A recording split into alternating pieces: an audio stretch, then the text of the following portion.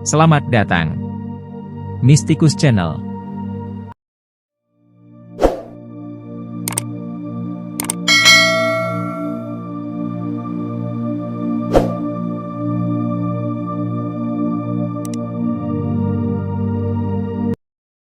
Amr bin Utsman dan Kitab Rahasia. Abu Abdullah Amr bin Utsman al-Makki, salah seorang murid Junaid, mengunjungi Isfahan dan meninggal dunia di kota Baghdad pada tahun 291 Hijriah, 904 Masehi, atau pada tahun 297 Hijriah, 910 Masehi. Amr bin Utsman al-Makki dan Kitab Rahasia. Suatu hari Amr bin Utsman al-Makki menerjemahkan Kitab Rahasia di atas sehelai kertas. Kertas itu ditaruhnya di bawah sajadahnya. Ketika ia pergi bersuci, saat itu ia dengar ada kegaduhan, lalu ia menyuruh seorang hambanya untuk mengambil kertas itu.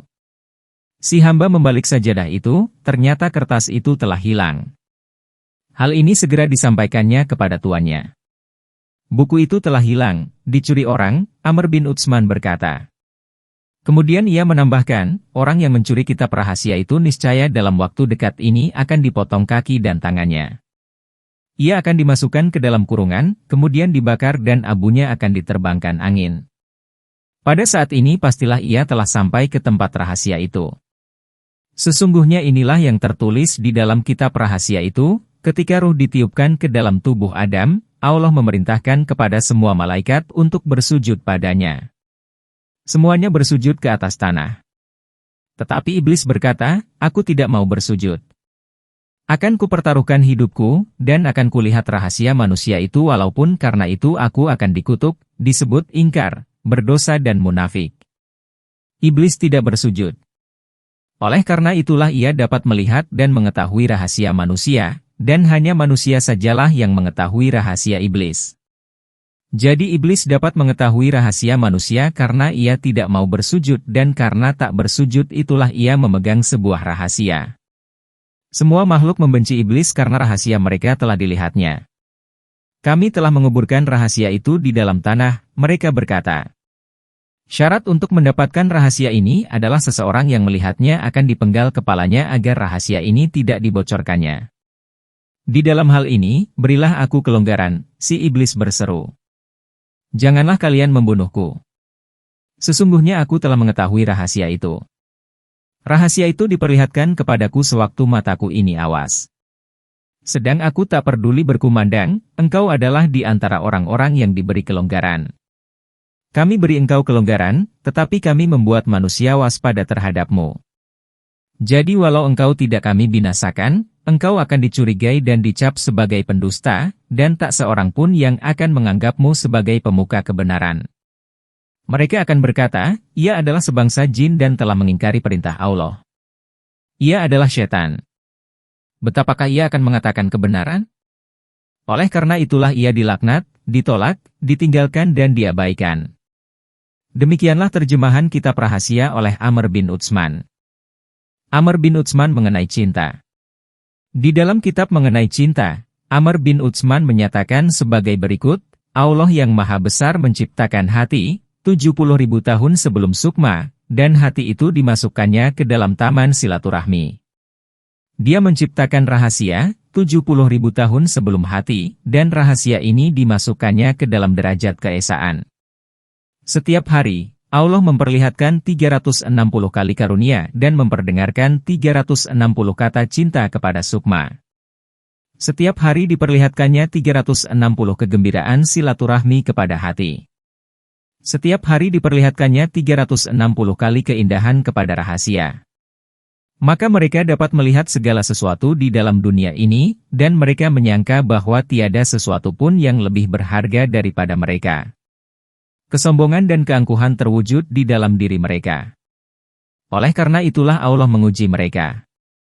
Disembunyikannya rahasia di dalam sukma dan disembunyikannya sukma di dalam hati. Kemudian disembunyikannya hati di dalam jasmani. Kemudian diberinya akal kepada mereka. Allah mengutus para nabi dengan perintah-perintahnya. Dan setiap orang di antara mereka berusaha mencari tempatnya masing-masing. Allah memerintahkan agar mereka sholat, maka jasmani pun melakukan sholat, hati mencapai cinta, sukma menjadi lebih dekat kepadanya, dan rahasia berpadu dengan keesaan.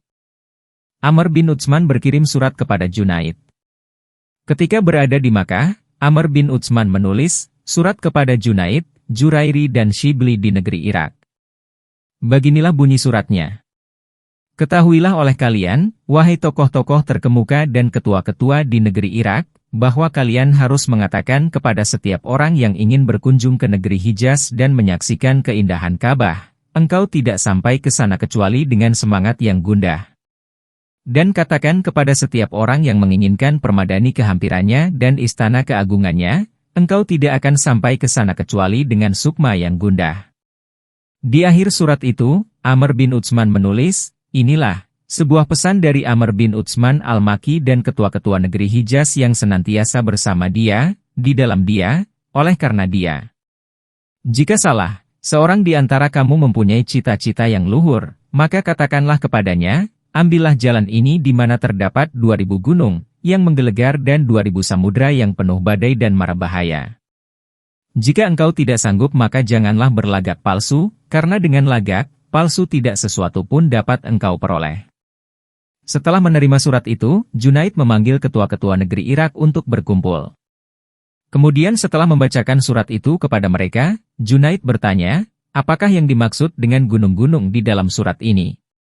Yang dimaksud dengan gunung-gunung itu adalah ketiadaan, jawab mereka.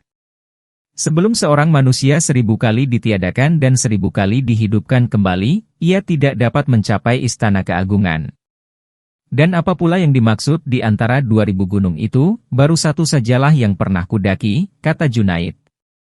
Engkau cukup beruntung karena telah melalui salah satu di antara gunung-gunung itu, Jurairi berkata, hingga saat ini baru 3 langkah yang aku tempuh.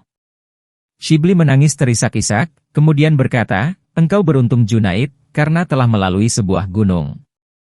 Dan engkau pun beruntung Jurairi, karena telah menempuh 3 langkah. Hingga saat ini aku belum melihat debu-debunya baik dari kejauhan sekalipun. Jika Anda menyukai Mistikus Channel silahkan like, komen, share, subscribe, dan nyalakan tanda lonceng untuk mengikuti update terbaru. Terima kasih.